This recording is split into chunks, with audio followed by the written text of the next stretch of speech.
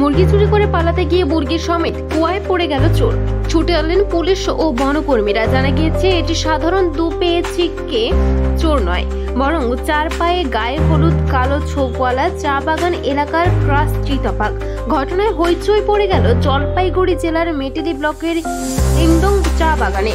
জানা গিয়েছে শুক্রবার ভোর রাতে ডুয়ার্সের মেটেলের ইংডং চা বাগানের অশোক লাইনের সুখনাথের বাড়ির মুরগির ঘর থেকে চিতাবাঘটি মুরগি শিকার করতে ঢুকে।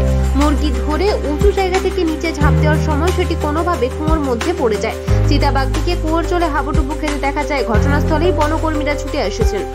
চিতাবাঘটিকে ঘুম পাড়ানি গুলি করে কাবু করে উদ্ধারের চেষ্টা করেছে বনকর্মীরা।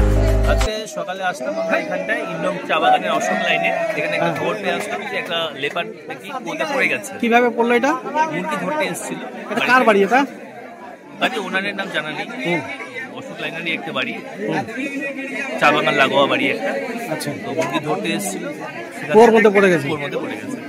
আচ্ছা, তারপরে আপনারা এখন কি করবেন এটাকে? আমরা এটাকে প্রথমে একটা কাঠের পাটাতন নিচে ফেলবো, ফেলে ওখানে বাঘটা যখন উঠবে আমরা ট্যাঙ্ক প্রেস করবো, ট্যাঙ্ক প্রেস করে নেটিং এর সাহায্যে রেস্কিউ করবো। রেস্কিউ করে নিয়ে যাবেন।